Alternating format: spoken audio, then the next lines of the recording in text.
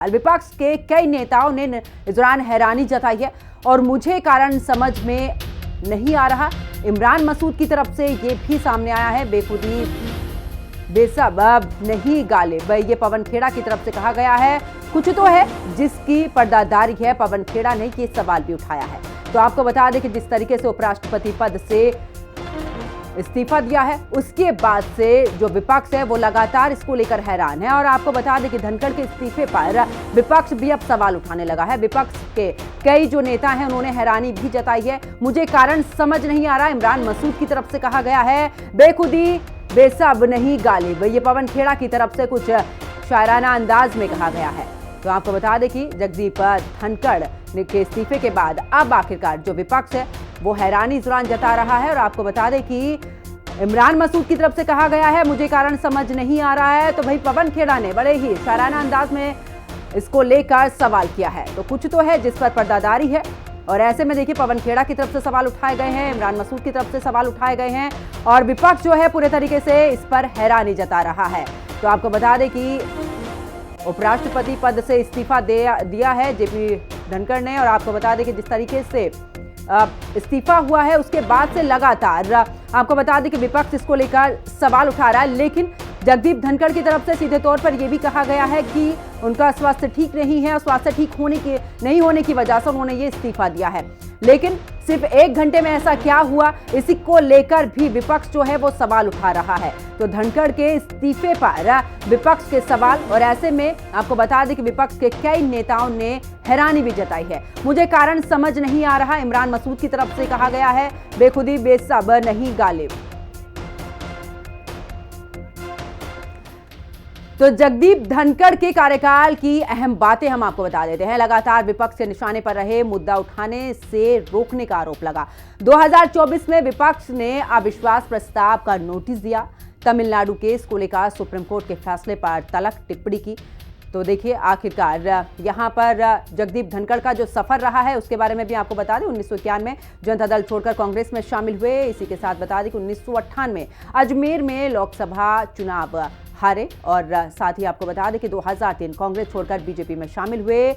इसके अलावा आपको ये भी बता दें कि इस दौरान 2003 के बाद 2016 में कानून मामलों के विभाग के प्रमुख बने। 2022 उपराष्ट्रपति चुनाव, और यहाँ पर आपको बता दें कि उन्होंने वो ये चुनाव जीता। 11 अगस्त 2022 14वें उपराष्ट्रपति बने हैं। 21 जुलाई 2025 उपराष्ट्रपति पद से इस्तीफा भी अब उन्होंने दे दिया, यानी कि बीते दिन उनका इस्तीफा आया। और जिस तरीके से खबर सामने आई उसके बाद से जो विपक्ष है वो बिल्कुल हैरान नजर आ रहा है। विपक्ष तमाम तरीके के सवाल भी खड़े कर रहा है। हालांकि पिछली बार की जब सत्र चल रहा था उस समय पर भी देखा था अविश्वास प्रस्ताव विपक्ष लेकर आया था इस दौरान, और आखिरकार इस बार जब उन्होंने इस्तीफा दिया है उसको लेकर हैरानी है कि आखिरकार 1 घंटे के अंदर ऐसा क्या हुआ कि उपराष्ट्रपति पद से इस्तीफा दे दिया गया है। कुल मिलाकर इसको लेकर अब विपक्ष जो है वो सवाल दाग रहा है। इतना ही नहीं, आपको ये भी बता दें कि जगदीप धनखड़ का सफर किस तरीके से रहा है। और 2003 के बाद 2016 की बात करें तो कानूनी मामलों के विभाग के प्रमुख भी बने।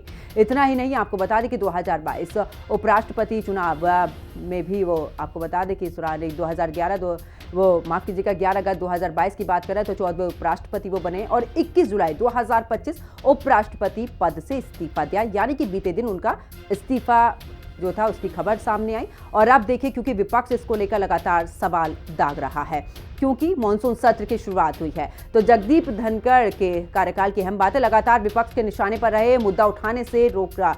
ऐसे पे 2024 में विपक्ष ने अविश्वास प्रस्ताव का नोटिस भी दिया है। इतना ही नहीं, आपको ये भी बता दें कि तमिलनाडु केस को लेकर सुप्रीम कोर्ट के फैसले पर तलक टिप्पणी की है। और साथ ही उनके इस सफर में क्या कुछ रहा है, देखिए खास बातें वो भी हम आपको बता रहे हैं। लगातार विपक्ष के निशाने पर रहे हैं। 2024 में विपक्ष ने अविश्वास प्रस्ताव का नोटिस भी दिया। इतना ही नहीं, आपको बता दें कि तमिलनाडु केस को लेकर सुप्रीम कोर्ट के फैसले पर तलक टिप्पणी भी उनकी तरफ से की गई। इतना ही नहीं, इसके अलावा आपको बता दें कि लगातार विपक्ष के निशाने पर रहे हैं। और बीती बार जब सत्र चल रहा था उस दौरान भी इस दौरान विपक्ष ने अविश्वास प्रस्ताव का नोटिस भी दिया था। तमाम आरोप उन पर लगाए थे कि जब कोई बात कही जाती है तो वो पूरे तरीके से बात को नहीं सुनते हैं।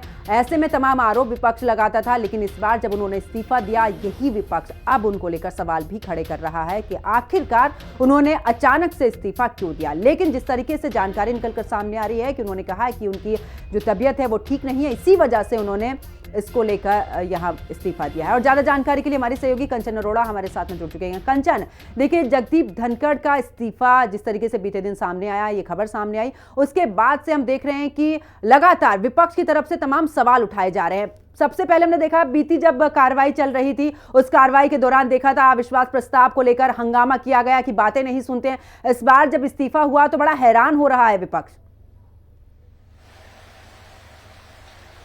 जी बिल्कुल, देखिए हैरानी की बात इस वजह से भी है क्योंकि जब विपक्ष लगातार स्पेशल सेक्शन की मांग कर रहा था, ऑपरेशन सिंदूर और पहलगाम हमले के बाद पहला ये सत्र बुलाया गया और मानसून सत्र के पहले दिन अगर राज्यसभा के उपसभापति यानी जगदीप धनखड़ अगर इस्तीफा देते हैं तो अपने आप में लोगों को सोचने पर मजबूर होना पड़ रहा है। हालांकि ये कहा जा रहा है कि स्वास्थ्य का हवाला होने की वजह से, स्वास्थ्य खराब होने की वजह से जगदीप धनखड़ ने अपने पद से इस्तीफा दिया है, लेकिन जिस तरीके से तस्वीरें निकल के लगातार सामने आ रही है और विपक्ष लगातार ये भी कहता हुआ दिखाई दे रहा है कि बात यहाँ पे स्वास्थ्य के हवाले की नहीं है, बल्कि बात यहाँ पर कहीं ना कहीं जिस तरीके से 1:30 बजे से लेकर शाम 4:30 बजे तक जो चर्चा चली और उस बैठक में जेपी नड्डा और किरण रिजिजू की मौजूदगी नहीं हुई, वो भी एक वजह लग रही है कि कहीं ना कहीं जगदीप धनखड़ के कामों से जो शीर्ष नेतृत्व है भारतीय जनता पार्टी का अगर जिक्र कर लिया जाए, वो खुश नहीं हो रहे थे, जिसकी वजह से उनसे इस्तीफा लिया गया। तो कई तरीके के कयास लगाए जा रहे हैं क्योंकि जगदीप धनखड़ जब उपराष्ट्रपति बने थे तब भी कहा जा रहा था किसान के बेटे हैं, किसानी से आए हैं, जमीन से जुड़े हुए हैं, पश्चिम बंगाल में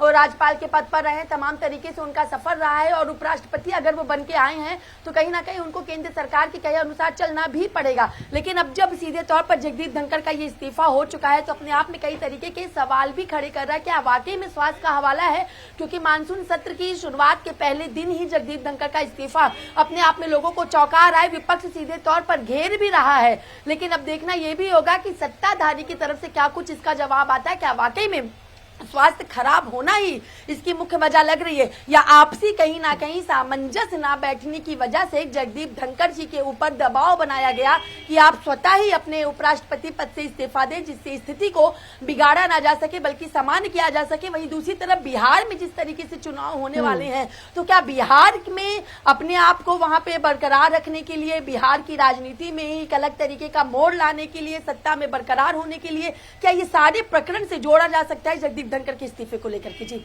बिल्कुल कंचन, और देखिए क्योंकि जिस तरीके से आप बता रही हैं कि हो सकता है कोई दबाव, क्योंकि बीती बार भी हमने देखा था जब सदन की कार्रवाई चली है उस दौरान उन पर तमाम आरोप लगे हैं, विपक्ष ने उन पर तमाम तरीके के आरोप लगाए हैं बातें नहीं सुनने के। और इसको लेकर भी क्या इस बार उनका यही रहा है कि आने वाले समय में, क्योंकि हम देख रहे हैं तमाम ऐसे मुद्दे हैं, बीते दिन भी हमने सदन में देखा है कि कार्रवाई के दौरान विपक्ष कितना हंगामा इस दौरान कर रहा था और लोकसभा की जो कार्यवाही थी उसको भी स्थगित करना पड़ा। क्या यह भी एक सबसे बड़ी वजह माना जा रहा है कि लगातार हर सेशन में ही ये देख रहे हैं कि जगदीप धनखड़ के खिलाफ विपक्ष पूरे तरीके से हंगामा करता नजर आया है? जी बिल्कुल, देखिए जगदीप धनखड़ के खिलाफ विपक्ष हंगामा तो कर ही रहा था, लेकिन कहीं ना कहीं बीते दिन कुछ बातें जगदीप धनखड़ जी को आहत की हैं, जिसकी वजह से भी उन्होंने अपने इस्तीफे को देने का फैसला लिया है। अगर जिक्र कर लेते हैं तो जब शाम को 4:30 बजे धनखड़ जी की एक अध्यक्षता में समिति के सदस्यों द्वारा दोबारा बैठक बुलाई गई, उस बैठक में ना ही जेपी नड्डा पहुंचे, ना ही किरण रिजिजू जो कि मंत्री हैं वो पहुंचे। जगदीप धनखड़ लगातार इंतजार करते रहे लेकिन वो नहीं पहुंचे और ना ही जगदीप धनखड़ जी को बताया गया था कि जेपी नड्डा और किरण रिजिजू उस बैठक में नहीं पहुंच रहे हैं। तो कहीं ना कहीं एक ये भी चीजें हो जाती हैं कि एक उपराष्ट्रपति बैठक की अध्यक्षता कर रहे हैं, उस बैठक की अध्यक्षता में अगर 2 केंद्रीय मंत्री उस बैठक में नहीं पहुंचे हैं तो उसकी जानकारी भी अध्यक्षता करने वाले जगदीप धनखड़ जी को नहीं बताई गई। तो क्या इतना भी महत्व नहीं रह गया जगदीप धनखड़ का कि जो बैठक की अध्यक्षता कर रहे हैं कि उस बैठक में कौन पहुंचेगा कौन नहीं पहुंचेगा उसकी पहले से जानकारी उनको दी जा सके। जानकारी ना मिलना यानी जगदीप धनखड़ जी को महत्व न देने वाली बातें थी, कहीं ना कहीं उनको नकारने जानने वाली बातें थी, जो कई तरीके से उनको आहत भी करती हुई दिखाई दी। और अगर इस पूरी की पूरी राजनीति में और मानसून सत्र के दौरान अगर वो इन बातों का जिक्र करते तो शायद देश की राजनीति और देश की छवि कहीं ना कहीं धूमिल होती हुई भी दिखाई देती। तो शायद यही वजह है कि जगदीप धनखड़ जी ने सीधे तौर पर अपने स्वास्थ्य का हवाला दिया और अपने पद से इस्तीफा दे दिया। लेकिन अब सवाल ये खड़ा होता है कि जिस तरीके से जगदीप धनखड़ ने इस्तीफा दिया है तो राज्यसभा की कार्रवाई कैसे की जाती है, जो लगातार राज्यसभा में वो नोटिस जारी किया जा रहा है, 267 का नोटिस जारी किया जा रहा है SIR को लेकर के, स्कूल को लेकर के, तमाम तरीके से जो राज्यसभा के सांसद हैं वो अपनी चर्चा के लिए मांग करें। तो अब चर्चा के लिए उस कुर्सी पे कौन बैठेगा और क्या इसी मानसून सत्र के दौरान भारत को दूसरा नया उपराष्ट्रपति मिल पाता है या क्या चीजें होती है, तमाम तरीके हैं। लेकिन हाँ, इतना तो तय है, जरूर कोई मुख्य वजह रही है जो अचानक से जगदीप धनखड़ जी ने अपना इस्तीफा सौंपा है। सुबह दोपहर 1:30 बजे से लेकर के शाम 4:30 बजे के बीच में ऐसी क्या बात हुई, ऐसा क्या दबाव बनाया गया, ऐसी क्या चीजें निकल के सामने आई जो जगदीप धनखड़ जी को अपने पद से इस्तीफा देने के लिए मजबूर होना पड़ा। जी बहुत बहुत शुक्रिया कंचन, हमारे साथ जुड़ने की तमाम जानकारी साझा करने के लिए। खबरों में आगे बात करते, जहां पर जगदीप धनखड़ ने इस्तीफे के बाद सियासी माहौल जो है वो गर्मा गया है। इसी मुद्दे पर कांग्रेस के सांसद मणिकम टैगोर ने हिंदी खबर से खास बातचीत की है, सुनिए। बात करेंगे कांग्रेस के सांसद मणिकम टैगोर हमारे साथ मौजूद हैं। सर, जिस तरीके से SIR का मुद्दा आप लोग लगातार उठा रहे हैं सदन में, क्या कहेंगे? पहले बार उठा रहे हैं SIR का मामला। आज जनमन मोशन दिया है और इंडिया अलायंस का मीटिंग 10 बजे होने वाला है। हम लोगों का उम्मीद है कि मीन्स ये SIR एक लोकतांत्रिक प्रक्रिया का साथ एक अन्याय है और गरीबों का वोट छीनने का बीजेपी का साजिश है और इसमें इलेक्शन कमीशन एक एजेंट बन के काम कर रहा है। इसके खिलाफ हम लोग सदन में इसके बारे में उठाएंगे। सर, मानसून सत्र की शुरुआत हुई और सत्र के पहले दिन ही उपराष्ट्रपति जगदीप धनखड़ ने इस्तीफा दिया, इसको कैसे देखते? जयराम रमेश जी ने इसके बारे में स्टेटमेंट दिया है, वही पार्टी का स्टेटमेंट। सदन चल रहा है और विपक्ष लगातार चर्चा की मांग कर रहा है। राहुल गांधी का कहना है कि मैं नेता प्रतिपक्ष हूँ लेकिन बोलने नहीं दिया जाता है। कल राहुल गांधी जी 2 बार उठे थे और राजनाथ सिंह जी का बोलने के लिए माइक दिया और किरण रिजिजू जी का बोलने के लिए माइक दिया, बट विपक्ष का नेता का बोलने के लिए मौका नहीं देते हैं। ये डेमोक्रेसी में बहुत बड़ा इंडिफरेंसेस का देखने के लिए मिल रहा है और विपक्ष का नेता का बोलने के लिए माइक नहीं देते हैं। बात करते हैं, प्रधानमंत्री चर्चा के लिए तैयार है और विपक्ष का सारे लोग चर्चा करना चाहिए। चर्चा के लिए माइक तो ऑन होना चाहिए। एक अंतिम सवाल, चर्चा की अगर बात की जाए तो एक समय निर्धारित कर दिया गया है, लोकसभा में 16 घंटे और राज्यसभा में 9 घंटे। क्या 25 घंटे किसी विषय पर, वो भी ऐसा ऑपरेशन सिंदूर जैसा मुद्दा, चर्चा के लिए नियम बनाना, समय निर्धारित करना, कैसे देखते हैं? डेट डिसाइड नहीं हुआ है, सरकार का बड़ा खेल हम लोग देखा है पहले ही, और ये डेट डिसाइड नहीं किया है, तारीख डिसाइड नहीं किया है, सिर्फ टाइम डिसाइड किया है और इसके लिए हम आज एक क्लैरिफिकेशन के लिए हम वेट कर रहे हैं। अंतिम सवाल, जनता से क्या कहेंगे इन तमाम मुद्दों को लेकर? हम लोगों के लिए लड़ रहे हैं और हमारा उम्मीद है कि मीन्स डेमोक्रेसी बचाने के लिए हमारा लड़ाई हम सारे इंडिया का अलायंस लड़ते रहेंगे। बहुत बहुत शुक्रिया। हमने बात की कांग्रेस के सांसद मणिकम टैगोर से। वीडियो जर्नलिस्ट दीपक रामपाल के साथ मैं कंचन अरोड़ा, दिल्ली, हिंदी खबर। तो देखिए, जगदीप धनखड़ के इस्तीफे के बाद राजनीति गर्मा चुकी है। ऐसे में तमाम प्रतिक्रियाएं सामने आ रही, जिसमें से आरजेडी प्रवक्ता मृत्युंजय तिवारी, इसके अलावा कांग्रेस सांसद सुखदेव भगत और बीजेपी विधायक हरिभूषण ठाकुर का क्या कुछ कहना, सुनिए। ये तो वो जाने कि स्वास्थ्य कारणों से इस्तीफा दिया है, ऐसा क्या स्वास्थ्य का कारण रहा, लेकिन जो प्रतीत होता है प्रथम दृष्टिया कहीं न कहीं उन्होंने दबाव में इस्तीफा दिया है। उनकी भावना कहीं न कहीं आहत हुई है। उनके विशेषाधिकार का जो हनन हो रहा था और उनके विशेषाधिकार को जो चुनौती दी जा रही थी राज्यसभा में बीजेपी के केंद्रीय मंत्री, बीजेपी के नेताओं के द्वारा, उनसे कहीं न कहीं वो आहत होंगे। कोई न कोई तो अंदरूनी कारण रहा है जिस कारण से उन्होंने इस्तीफा दिया है। एक स्वास्थ्य कारण तो एक बहाना है, लेकिन असली कहीं न कहीं उनका इस सरकार से आहत होना ही प्रतीत होता है। ये कोई कारण नहीं है।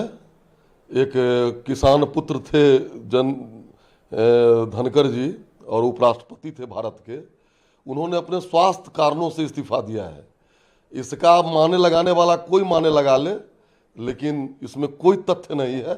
उनका शानदार कार्यकाल रहा है, वो राज्यपाल भी रहे हैं, सांसद भी रहे हैं, विधायक भी रहे हैं और स्वास्थ्य कारणों से इस्तीफा दिए हैं। स्वास्थ्य एक ऐसा विषय होता है जिस पर कोई टीका टिप्पणी किन्हीं को नहीं करना चाहिए। निश्चित रूप से बहुत ही अप्रत्याशित रहा है और एक बुजुर्ग व्यक्ति, सबसे पहले तो उन्होंने हेल्थ ग्राउंड पे इस्तीफा लिखा है, तो उनके अच्छे स्वास्थ्य के लिए और दीर्घायु हो, ईश्वर से मंगल कामना हम करते हैं। और अप्रत्याशित होने के बावजूद ये परिणाम इस्तीफा का, लेकिन इसकी पटकथा या भूमिका के लिए पहले लिखी जाती है। राजनीति में हर चीजें सामान्य नजर आती है लेकिन सामान्य रहती नहीं है, उस शतरंज की एक चाल होती है। तो कुछ इस तरह हम कह सकते हैं। और दो बातें मैं जरूर कहना चाहूंगा कल के घटनाक्रम के बारे में। अगर हेल्थ ग्राउंड होता तो मैं समझता हूं कि सत्य के पहले भी वो कर सकते थे। कल अचानक उन्होंने दिया, अचानक ये शब्द मायने रखता, अचानक, इसलिए मैंने कहा अप्रत्याशित रहा है।